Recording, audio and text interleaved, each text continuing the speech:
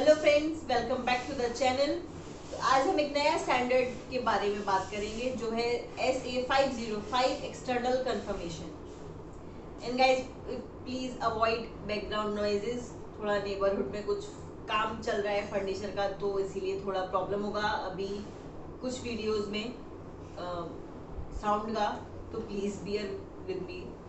इसी वजह से थोड़ा लेट हुआ है वीडियोस आने में, बिकॉज आई वॉज वेटिंग कि काम खत्म हो जाए, then I shoot the videos and post, but वो काम खत्म नहीं हो रहा है, सो इसीलिए yes, please avoid that. All right, तो ऐसे 505 एक्सटर्नल कंफर्मेशन के बारे में आज हम बात करेंगे।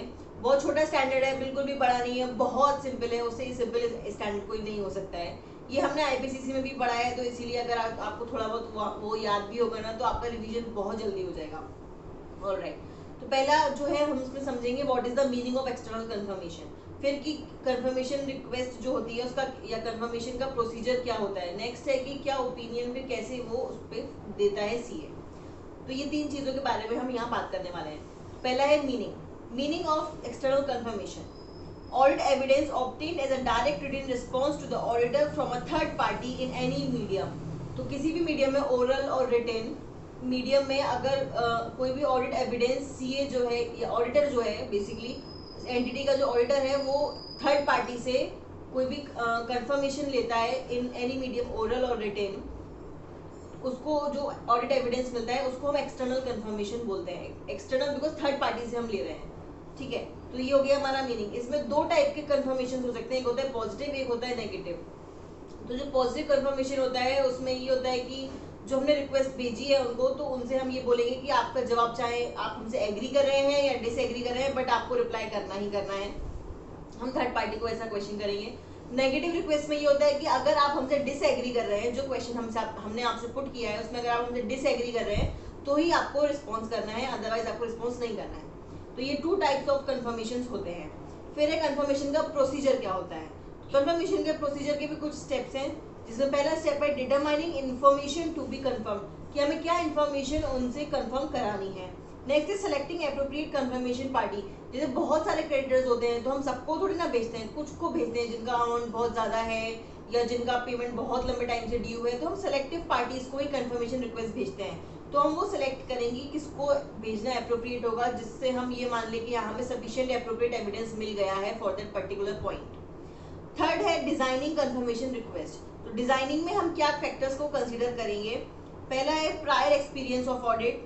तो एक्सपीरियंस के हिसाब से हम ये देखते हैं कि हमें कैसे रिक्वेस्ट को फॉर्म करना है। नेक्स्ट है मेथड ऑफ कम्युनिकेशन, कि हमें किस तरीके से करना है, ओरल या रिटन, कैसे कम्युनिकेट करना चाहते हैं हम। नेक्स्ट है एजर्शन बीइंग एड्रेस्ड, कि हमें क्या एड्रेस करना है।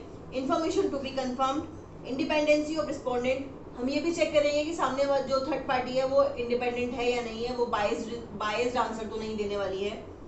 नेक्स्ट है layout and presentation of confirmation request. तो क्या प्रेजेंटेशन होगा, कैसे क्या लेआउट रहेगा, क्या फॉर्मेट होगा, वो हम सोचेंगे एंड डिजाइन करेंगे। कंफर्मेशन रिक्वेस्ट फॉर्म, तो ये कुछ चीजें हैं जो ये कुछ फैक्टर्स हैं जिनको हम ध्यान में रखते हुए अपना कंफर्मेशन रिक्वेस्ट को बनाएंगे। फिर है sending that request including follow up. तो ऐसा नहीं है कि हमने बस रिक्वेस्ट को भेज दिया थर्ड पार्टी को और हमारा काम खत्म हो गया, नो, हम उसका फॉलोअप भी करेंगे। अगर पॉजिटिव रिक्वेस्ट है तो अगर उनका रिप्लाई नहीं आया लंबे टाइम तक, तो हम ये देखेंगे क्यों रिप्लाई नहीं आ रहा है, हम उनको कॉल कर सकते हैं या दोबारा एक और कुछ उनको फॉलोअप करेंगे हम उस पर्टिकुलर रिक्वेस्ट पे कि हमें रिस्पॉन्स क्यों नहीं आ रहा है।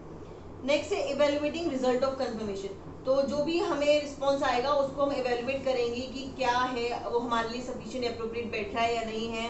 अगर है तो वेल एंड गुड, हमारे लिए ऑडिट एविडेंस का काम कर जाएगा। अगर नहीं है तो हम कुछ अदर प्रोसीजर्स की तरफ भी आगे बढ़ सकते हैं। तो इसीलिए ये तो हम उसको इवेल्युएट करेंगे कि क्या हमें रिस्पॉन्स मिला है, तो हम उसे क्या जज कर पा रहे हैं।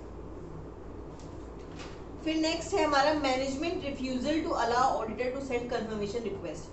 तो जो ओपिनियन हमें देना है वो हम इस बेसिस पे देंगे। अगर मैनेजमेंट हमको अलाउ ही नहीं कर रही है कि हम थर्ड पार्टी को कंफर्मेशन रिक्वेस्ट भेजें, तो उस केस में फिर ऑडिटर को क्या करना चाहिए। तो inquire as to management reasons of for refusal. तो हम मैनेजमेंट से ये पूछेंगे कि क्या रीजंस है जिसकी वजह से आप हमको रिफ्यूज कर रहे हो। तो अगर वो एप्रोप्रिएट रीजनिंग दे देते हैं तो हम उसको कंसीडर कर लेंगे एंड हम ऑल्टरनेट प्रोसीजर्स की तरफ बढ़ जाएंगे। और ऑल्टरनेट प्रोसीजर से अगर हम हमें सफिशिएंट एप्रोप्रिएट एविडेंसेस मिल जाते हैं, वेल एंड गुड, हम ओपिनियन अपना अकॉर्डिंगली दे देंगे। बट अगर हमें एप्रोप्रिएट एविडेंसेस नहीं मिलते हैं ऑल्टरनेट प्रोसीजर्स के बाद, तो फिर हम अपना जो ओपिनियन है उसको ऐसे 705 के उसमें जो है उसको क्वालिफाई कर देंगे।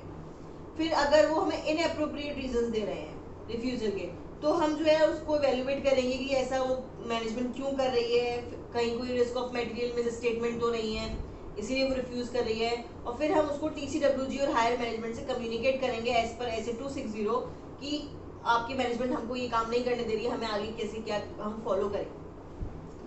तो यस फ्रेंड्स, इस स्टैंडर्ड में बस यही है, ये 3 पॉइंट्स हैं कि क्या हमें करना चाहिए रिक्वेस्ट भेजने के लिए, क्या नहीं करना चाहिए। इसमें जनरली क्वेश्चन जो आता है वो प्रोसीजर पे आ जाता है कि क्या प्रोसीजर हमें फॉलो करना चाहिए। और पॉजिटिव नेगेटिव रिक्वेस्ट ये तो वैसे IPCC लेवल है कि क्या पॉजिटिव रिक्वेस्ट क्या है एंड नेगेटिव रिक्वेस्ट क्या है, तो ये फाइनल लेवल के लिए इतना नहीं है important I would say. But ये procedure is important and management अगर रिफ्यूजल करती है तो ऑडिटर क्या ओपिनियन लेता है ये भी थोड़ा इम्पोर्टेंट है। तो बस इसमें सिर्फ इतना ही है। आई होप आपको ये स्टैंडर्ड बहुत ईजी लगा हो और अच्छे से आपको समझ में आया हो। तो अगर आपको ये वीडियो अच्छा लगा हो तो like share and subscribe to the channel and अपने फ्रेंड्स के साथ जितना हो सके उतना इस वीडियो को शेयर करें। अभी पेपर्स एग्जाम्स जो हैं बिल्कुल आने वाले हैं, तो बाकी आपको अगर हेल्पफुल लगे तो आप अपने फ्रेंड्स को भी इसको हेल्प करने के लिए आगे शेयर कर दीजिएगा। So see you in the next standard friends, till then bye.